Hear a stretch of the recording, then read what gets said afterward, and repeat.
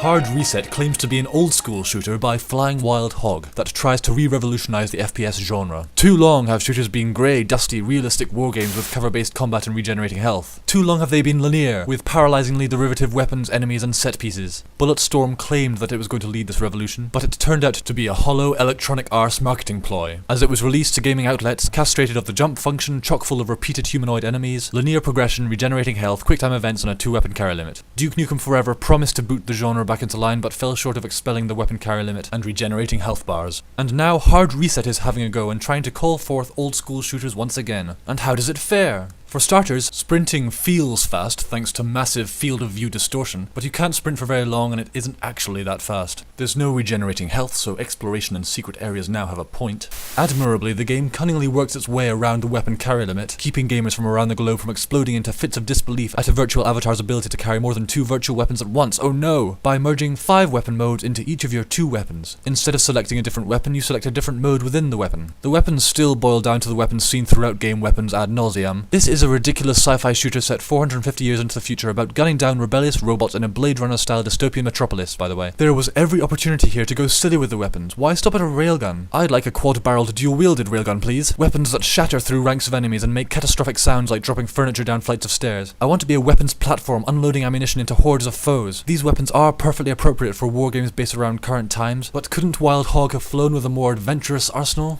I think that's why I played Mech Warrior and Tyrion in parallel to silly Doom 2 mods in my youth. The empowerment is intoxicating in short bursts. Here, not quite so much. There's a great deal of dodging, running away and regrouping, and aiming at your feet to kill off bug robots that seek to nibble at your toes. It's a hard game, and you don't have anything approaching the octo-barreled railguns that are required to stand your ground, so instead of being fun and empowering, it's frustrating. The foundation of Doom 2's gunplay is built upon swiftly sidestepping slow projectiles and picking off comparatively slow-moving enemies. Not that every new FPS of this type is directly trying to emulate Doom 2, but these elements are common to Painkiller and Serious Sam. Most new FPSs seem intent on eliminating these empowering aspects by giving enemies instant projectiles and making their running speed similar to ours. Some sense of disempowerment is excellent for games meant to be scary like Left 4 Dead, or Amnesia: The Dark Descent, and perhaps in games that attempt to be realistic like COD, but not in a zany shooter that could have gotten away with anything. I couldn't really follow the story, although it's presented nicely in comic-drawn cutscenes during loading times. It's something about robots, and the AI is presumably rebelling. The rainy industrial cityscape full of curious satirical advertising is always dark because your missions occur while citizens are at home obeying the curfew. Fair enough explanation, but it does make for a fairly depressing-looking game. It's short, at about 6 hours, but it's not that interesting, and the furious pace of gunplay isn't Moorish enough to compensate. Look, I do like this game in principle. It has some heart, and for an indie title it is quite pretty. I enjoy classic health bars, and the exploration required to heal and find ammunition and upgrade points. I like being able to jump and disable condescending hints that tell you ladders are ladders, and I like its solution to the weapon carry limit issue, and that the weapons don't require reloading. And everything feels very polished, but it still feels like a safe effort that doesn't distinguish itself quite far enough from the kinds of shooters most gamers appear to be growing bored of. There are elements here that should work their way into mainstream FPSs, but this isn't the game to drive them through. We need to wait until Serious Sam 3 for that. No pressure, Crow Team.